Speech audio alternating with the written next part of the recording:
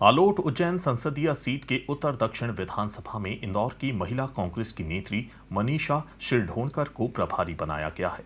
वह प्रतिदिन क्षेत्र में जाकर कांग्रेस के पक्ष में वोट डालने व कांग्रेस के घोषणा पत्र के 5 न्याय दिलाने की बात कर रही हैं। उज्जैन मध्य प्रदेश के मुख्यमंत्री का गृह जिला है और इसमें संसदीय सीट पर भाजपा ने सांसद अनिल फिरोजिया को प्रत्याशी घोषित किया है। वहीं इनके सामने तराना विधायक महेश परमार को कांग्रेस ने मैदान में उतारा है। कांग्रेस प्रत्याशी महेश परमार को जिताने व अधिक से अधिक मतदान हो, इसकी जिम्मेदारी इंदौर की वरिष्ठ कांग्रेस नेत्री मनीषा शिरढोणकर को दी गई है। मनीषा उज्जैन के दक्षिण और उत्तर विधानसभा में कांग्रेस प्रत्याशी के पक्ष में प्रचार कर रही हैं। डिजियाना न्यूज संवाददाता मनोज कुशवाहा ने उनसे कई सवालों पर चर्चा की। मध्य प्रदेश में चौथे चरण के चुनाव 13 तारीख को होंगे और उसका मतदान यहां पर किया जाना है, जिसको लेकर कांग्रेस ने कई तैयारी की है। हमारे साथ उज्जैन जिले की प्रभारी मनीषा जी है। मनीषा जी, पूरी किस तरह की तैयारी आपने की है, किस तरह आप इस भेदेंगे? मुख्यमंत्री का शहर है ये, इसको कैसे भेदेंगे? मुख्यमंत्री का शहर जरूर है, लेकिन उज्जैन की जनता पढ़ी लिखी समझदार जनता है।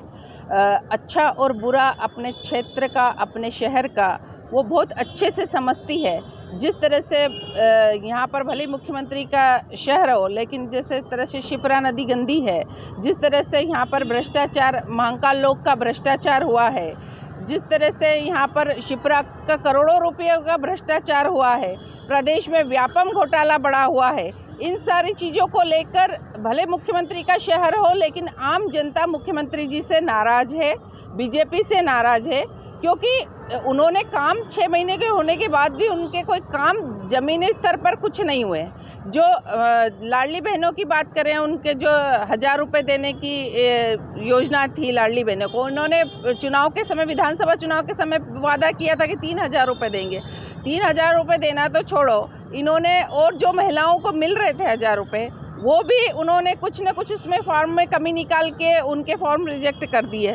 तो ये सारी चीज़ें नाराज़गी है, तो इन सब चीज़ों को लेकर हम इनका किला भेदने की तैयारी पूरी कांग्रेस ने कर लिया। कहीं ना कहीं भाजपा पूरा संगठन के साथ में काम करती है, कांग्रेस में संगठन दिखता नहीं है, क्योंकि जो वरिष्ठ नेता हैं वे भी अब तक प्रचार में नहीं आए। तो क्या मानते हैं आप, कैसे आप इसको भेद पाएंगे? फिर कांग्रेस पूरे संगठन यहाँ पर, तो मैं उज्जैन में जो मैं देख रही हूँ इतने दिन से 20-25 दिन हो गए मुझे यहाँ सतत काम करते हुए ज़मीनी स्तर पर, और यहाँ पूरा संगठन एकजुट होकर काम कर रहा है। पूरे संगठन का मुझे सहयोग मिल रहा है। पूरा संगठन प्रचार भी कर रहा है। सुबह अलग वार्डों में प्रचार हो रहा है, शाम को अलग वार्डों में प्रचार हो रहा है। अभी वर्तमान में भी प्रचार चल रहा है। शहर कांग्रेस कार्यालय से आज प्रचार प्रारंभ हुआ है। तो संगठन पूरा सहयोग कर रहा है, ऐसा कुछ नहीं है। हाँ, बड़े लीडर्स की अगर आप बात करें तो बड़े लीडर्स में सचिन पायलट जी आए थे, गहलोत जी, पूर्व मुख्यमंत्री गहलोत जी आए थे, लेकिन जो प्रियंका जी की भी सभा होने की यहाँ पर तैयारियाँ थी, लेकिन वहाँ पर उनकी व्यस्तता ज़्यादा होने के कारण उनकी सभा यहाँ पर कैंसिल हो गई। लेकिन बाकी सबका सहयोग पूरा है यहाँ पर। कहीं ना कहीं लगता है आपको दिग्विजय सिंह और कमलनाथ जी को भी बड़ी बड़ी सभाएं करना थी, क्योंकि उनके क्षेत्र में चुनाव जल्दी खत्म हो गए थे, उज्जैन में देर से चुनाव थे, तो उनको कहीं ना कहीं सभाएं आगे करना थी, क्योंकि उनके कैंडिडेट्स भी यहाँ पर खड़े हुए हैं, खास माने जाते हैं महेश परमार सबके, तो कहीं ना कहीं उनको आगे प्रचार प्रसार करना था। नहीं, बिल्कुल करना था, उनको प्रचार आने वाले भी थे, लेकिन वो अन्य बड़ी जवाबदारियां भी उनको, आदरणीय कमलनाथ जी को और दिग्विजय सिंह जी के ऊपर और भी अन्य बड़ी जवाबदारियां भी है, तो उनको वो भी बड़ी जवाबदारियां देखना है। ऐसा नहीं कि वो प्रचार में नहीं है, दूसरी जगह सब दूर सतत प्रचार में है, और समय मिला तो अभी तो 2 दिन का समय है, आज और कल का और समय बचा है। पूरी कोशिश है कि यहाँ पर भी बड़े लीडर्स आएँ। मुख्यमंत्री जी कई दिनों से उज्जैन में फोकस कर रहे हुए हैं, उनके जो वरिष्ठ नेता हैं कार्यकर्ताओं के साथ सम्मेलन कर चुके हैं, महिला सम्मेलन यहाँ कर चुके हैं, तो कहीं ना कहीं ये उनकी पॉलिटिक्स अच्छी मानते हैं आप उसको? देखिए, मैं कहूँगी कि मोहन यादव जी, मुख्यमंत्री जी को क्या है कि अभी चुनावी पुलाव पकाना है, इसीलिए वो धरातल पर नज़र आ रहे हैं। जब चुनावी पुलाव पक जाएगा, चुनाव के बाद कितनी बार आते हैं ये देखने वाली बात होगी। नारी शक्ति के सम्मेलन उन्होंने किए, बहुत अच्छी बात है, उनको नारी चुनाव के समय याद आई कि सम्मेलन कर लिया जाए। लेकिन मैं कहूँगी कि मुख्यमंत्री जी से कि सिर्फ आप सम्मेलन तक सीमित ना रहें। अगर आप वाकई मातृशक्ति का सम्मेलन में, अगर आपको मातृशक्ति के प्रति थोड़ी भी भावनाएं हैं, सम्मान है नारियों का, तो आपको जिस तरह से मध्य प्रदेश में महिलाओं की छोटी छोटी बच्चियों की इज्जत तार तार हो रही है, जिस तरह से छोटी छोटी बच्चियों के साथ बलात्कार हो रहे हैं, तो उन पर पे ज़्यादा ध्यान देने की ज़रूरत है बजाय सम्मेलन की। अगर मुख्यमंत्री जी यहाँ सम्मेलन करने की बजाय झाबुआ में जिस 10 साल की बच्ची के साथ बलात्कार हुआ वहाँ चले जाते तो थोड़ी दिल को थोड़ी तो संतुष्टि मिलती कि थोड़ी महिलाओं के प्रति इनके में आदर्श भावना है, सिर्फ चुनाव में दिखाने जैसा नहीं है। नरेंद्र मोदी जी 400 सीट का बोल रहे हैं, वहीं उज्जैन सांसद अनिल फिरोजिया बोल रहे हैं कि मैं 5 लाख वोटों से जीतूंगा। क्या मानते हैं आप इसको? मैं कहूँगी कि 400 पार क्यों चाहिए इनको, क्या वजह है कि इनको 400 पार ही चाहिए? जीत के लिए तो 400 पार नहीं चाहिए इनको, जीत का आंकड़ा तो इतना नहीं चाहिए। सीधा सीधा इनको 400 पार की, जो मैं आम जनता से डीजीआना न्यूज़ के माध्यम से आम जनता से मतदाताओं से अनुरोध ये करूंगी कि जिस तरह से इनको 400 पार चाहिए, ये हमारा देश खतरे में है, हमारा लोकतंत्र खतरे में है। इनको 400 पार चाहिए, ये संविधान बदलना चाहते हैं, ये देश से सारी चीज़ें ख़त्म करना चाहते हैं, अपना राज्य करना चाहते हैं, आरक्षण ख़त्म करना चाहते हैं। इन सब चीज़ों के लिए इनको 400 पार चाहिए, क्योंकि मोदी जी खुद राष्ट्रपति बनना चाहते हैं। अन्य देशों जैसे यहाँ पर भी हिटलरशाही जो अभी तक उन्होंने कर रखी है, वैसी हिटलरशाही आगे भी वो करना चाह रहे हैं, इसलिए इनको 400 पार चाहिए। आज कोर्ट ने कांति बम को वापस नोटिस जारी कर दिया है, उन पर गिरफ्तारी का वारंट भी निकाल दिया है, तो क्या मानते हैं कि बीजेपी में आने के बाद भी उन पर वापस पकड़ दर्ज होगा?